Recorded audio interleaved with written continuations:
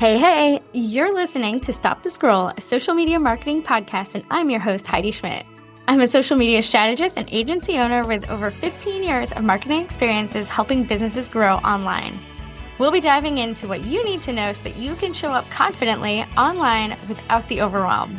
Get your notebook ready to jot down some amazing marketing gems, and let's dive into it. Welcome back to another episode of Stop the Scroll. I'm your host, Heidi Schmidt. And I'm a little out of sorts today. My podcast manager is going to appreciate this. I actually recorded this episode last week, but I was super pinched for time. Like literally, my son was in virtual therapy downstairs. And I was like, can I record this podcast in like the 20 minutes before we have to jump back on and schedule our next session? The answer was yes, kind of. I was like 75% of the way done, but then I came back to try to finish recording it, and I was like, I don't even remember where I left off. This feels incomplete. So I'm re-recording. This is take 2. I'm a little bit of a perfectionist when it comes to that stuff, but I'm also a little ADHD, and sometimes I lose my train of thought and get on tangents, and you all know that when you listen. But anyhow, I wanted to talk because this week, tomorrow, September 23rd, not the week that I'm recording this, the week that it's going live, I'm hosting an in-person workshop in Annapolis about Q4 marketing planning. And here's the thing. I'm going to tell you, we're going to have a little story time. And I was actually just talking with my husband about this because we're trying to solidify our holiday plans. And he's like, well, usually we travel for Thanksgiving. We go up to Connecticut. We go up to Vermont. It's like a whole hugabaloo, whatever. That's like a nonsense word.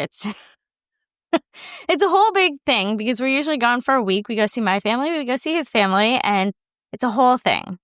And it's been very nice. Like he usually has Thursday, Friday out, so he only has to take 3 days. And it kind of leaves us like between Christmas and New Year's to kind of just relax. And for me, it's usually a slower time because a lot of my clients take that time off. So I was thinking about it, and, these days, because I'm also running for political office, I think about everything in terms of like, okay, I have these 2 major things that I have to manage. I have my business, my clients, and then I also have to manage our campaign. And, even though I'm the candidate, I feel like I'm managing everything. He's trying really hard to let me be the candidate and not have me managing all the things. But, it's a shoestring budget here. So I was like, his sister's coming back for Christmas. His sister usually comes back for Christmas from LA, and we usually miss her because we don't like traveling at Christmas. And there's a whole big backstory to that. I won't get into it. But this year I was like, well, maybe we travel for Christmas. A lot of my clients are taking time off after Christmas, and maybe we travel after Christmas between Christmas and New Year's because Ethan, my son, has like 2 weeks off. Literally 2 weeks off. And we stick around for Thanksgiving because that way, like, I can work when it's still slower during Thanksgiving. Like, no one schedules client calls, so I can still get a lot done. But we're just here, and we celebrate with friends and all that kind of fun stuff. So we haven't solidified our plans, but going into the podcast episode, what is your goal for Q4? Instead of like scrambling, because literally I remember in the early days of my business, I had a client who was retail, and she had only recently opened up her business, and literally like 2 weeks before Thanksgiving, we were planning out her holiday marketing. Let me tell you how fun it is the eve of Thanksgiving to be like trying to get client approvals. It's not fun for the client. It's not fun for me. So when you plan ahead, and this is not my quote, but failing to plan is planning to fail. So we're going to talk a little bit about how to plan your Q4 marketing like a pro so that you are not sending or approving emails on the eve of Thanksgiving or even like New Year's Eve. We all have business goals and we want to get them done. So let's plan it out. So how do you start with this? And, Q4 planning is a little bit different than most of the other planning, like quarterly planning throughout the year, because usually there's a short runway. There's a lot of holiday noise. People are already shifting to the year ahead. But what are your revenue goals? So what revenue do you already have booked for Q4, and what gaps do you need to fill? Especially if you're really close to meeting your annual revenue goals. What gaps do you need to fill? You want to make sure that your offers are aligned. Are they offers that make sense to push in Q4? Do you have any holiday promotions? Are there end of year packages? Is there a bonus that you can give like, sign up for 2026 and get blah, blah, blah free or discounted, whatever. So tie your marketing goals to your business goals. Like if you need 5 new clients over Q4, how many leads do you need? How many touch points? All of that kind of stuff. That's going to help build your tactical 90-day plan. So when you're building your tactical 90-day plan, here's how you want to look at it. So October is really the time to be building that visibility, right? Building that content that builds the authority, soft promotion of any upcoming offers. November is the big push for conversion. And that's because there's Black Friday, there's Small Business Saturday, there's Cyber Monday. You want those promotions to tie to urgency. And then in December, you kind of shift your focus to being future focused, content that converts to, your January goals, year-end review style posts, gratitude campaigns, client gifts, all that kind of stuff falls under your marketing plan. So December is kind of that nurture, gratitude, future focus. So knowing those kind of themes, then you kind of break it down to like, okay, how many emails do I need per week? How many social posts? Blah, blah, blah, blah, blah. We'll have some templates in my workshop tomorrow. You can still sign up for it. Link is in the show notes. Or similarly, if you want a strategy session, we have a couple of those ready for September and October for you if you'd like to schedule one. So the biggest challenge with Q4 planning is that, a lot of people, okay, everything's all planned for the year and they set it and forget it. But here's what they forget to do. They forget to track those key metrics. Like, okay, it's all done. Wash my hands. But they forget to check in on things and make sure that they're working.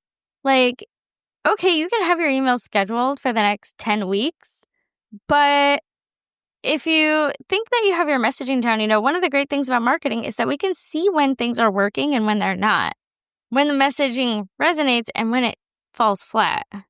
We can measure our social engagement to make sure that we're not just getting likes, we're also getting saves, shares, all that kind of fun stuff to make sure that our messaging is resonating. So the key metrics that I would look at here, especially if email is a key part of your campaign, you want to be tracking those email opens, those click rates. You want to be, if you're running social ads, like, hey, what's your conversion rate? If you're driving traffic to your landing page, I recently told this to a client, she's running Facebook ads for the first time. Like if you are running traffic to your page, like your social ad is actually driving traffic, but you're not getting a lot of clicks, that tells me that somewhere in there, the messaging is disconnecting. Like your social ad messaging is connecting. But if your landing page isn't converting, then look at what you can optimize. Is it the messaging? Is your form too far down? Like what's kind of going on there? So you want to make sure that you're checking in on your metrics each month, especially at the end of October before you go into that big conversion push in November. During this time, we need to remember that you want consistency. You don't need perfection, but the thing that I love most about marketing, and I've been telling a lot of people this, is that there's the messaging, there's the strategy, and there's the data. And you really need to have all three for marketing to be successful. Like if you are not checking in on your messaging to know like, okay, yes, I'm getting engagement, people are converting. Like if you're not looking at the metrics, then you don't know if your messaging is working. If you're not looking at your metrics, your data, then how do you know if your strategy is working? Like what are you working towards? If you don't have a strategy, like if you don't have goals and your content pillars and understanding who you're targeting, how do you know if the metrics are what you want to see? So they all kind of play in tandem. And that's one of the things that I love most about marketing. It's funny because so many people think about Q4 as like, it's go time, like especially if you're in retail. And I love when like businesses are like, oh, Q4 is not a big deal for me. It should be a big deal for everyone because ultimately, like at the beginning of the year, we all set business goals for ourselves, right? And if you think, oh, well, it's the end of the year, those goals can't be reached, like everyone's already done. Like you are doing yourself a disservice. There's so much like mental energy that we often like, okay, everyone's checked out by November. Well, yes and no. If you're a service-based business provider, like if you provide a service, like No, people are looking ahead to their 2026 goals. Like for me, like December and January is when I get a lot of leads because people realize like, oh God, I don't want to do my own social media. Like I had this huge opportunity to like push my business in the year ahead. Like I just don't want to do it anymore. They look at like, what am I not doing well? And what do I need to either hire out? What do I need to do better? What support do I need? So like if you're like a business to business service provider, like Q4 is a prime time to market yourself. It's not just for retail. It's not just for B2C. Like it is a great time to capture your audience who are kind of thinking ahead, being like, how can I support you in the year ahead? So don't underestimate, especially if you're a B2B service provider, like do not underestimate the power of Q4 to help you accomplish your goals. I feel like this is just going to be a shorter episode. I don't want to give too much away because I want you all to come to the workshop tomorrow. But yeah, so those are kind of the basic outline of how I help my clients kind of think ahead to Q4. What I often talk about in my strategy sessions, like, hey, everything starts with your goals, right? If your goal is also to, hey, I want to take Q4 easy. I have a lot going on in my life and I don't want to push it. You know what? That's fine too. That's fine too. It's totally fine. My husband was telling me, he's like, get ready to be on the phone a lot because you're going to be dialing for dollars to fundraise for your campaign because Q4 is right before all the campaign finance reports are due in January. And so Q4 is a huge push. And I was like, oh man, I am your typical millennial in that I am allergic to the phone. I'm pausing for dramatic effect here. Like, if you know, you know, right? Like, I am a millennial, so I am allergic to the phone. But yeah, I also love the end of the year. I love the gratitude campaigns that come out of like social media, like year in review recaps. Like these are some of like those end of year social media ideas, and plan for those as well when you're planning out your content. Because they're really fun and they're a really good way to highlight, especially any growth that your business had. A couple of years ago, I did a post, and I must have done it in early January, but it was literally like, this is how many blog posts I published for clients. This is how many emails we sent. This is how many social posts I either created or approved. And it was, when I looked at it, I was like, dang. And I also, list out how many new clients I bring on, all that kind of fun stuff. I think that like 2025 was kind of a slower year for me, and it kind of was. And I'm not going to do an end of the year because we're in September. So I know like it's whatever. But when I think about like, okay, one of my big goals was to diversify my revenue sources. And I did that. Man. So that being said, if you want support through Q4, I do have some strategy deep dive one-to-one offers where we meet twice a month. You get 90 days of support, Slack access, anything, that I can help you with, whether it's mapping out content calendars, whether it's helping you map out your campaign, get clarity on your messaging, all that kind of fun stuff. Like that is what my 90-day, I am now calling them strategy deep dives. They were my consulting offer, but it's really a strategy deep dive because, I've done everything from like helping clients build out their strategy to coaching my client on setting up her first Facebook ad. Like they're really kind of like, what do you need to be successful? And everything is goal oriented. Like when I work with clients, like, hey, how are we accomplishing your goals? Because everything in marketing should be goal oriented. So when you're planning out your Q4 marketing, and this is exactly what I'm going to do in my session tomorrow, it's like, think about your goals. What do you want to accomplish by the end of the year? What's your revenue goal? And then you could even like break that up by month, break it up by week. Like if you want to be that granular, if that motivates you, 100%.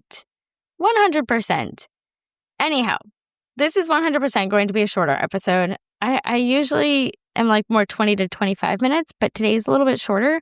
But I'm okay with that. I feel like I was succinct. I feel like I was to the point, As always, if you love the podcast, please share, subscribe, leave a review. Reviews help me get in front of more people.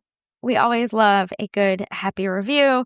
Secondly, if you're interested in marketing support for Q4, you can always schedule a 30-minute discovery call and we can chat about what you might need, how I can support you. And if you're interested in really having more support to map out Q4, join me at noon at the Collective in Annapolis tomorrow. There are still tickets available.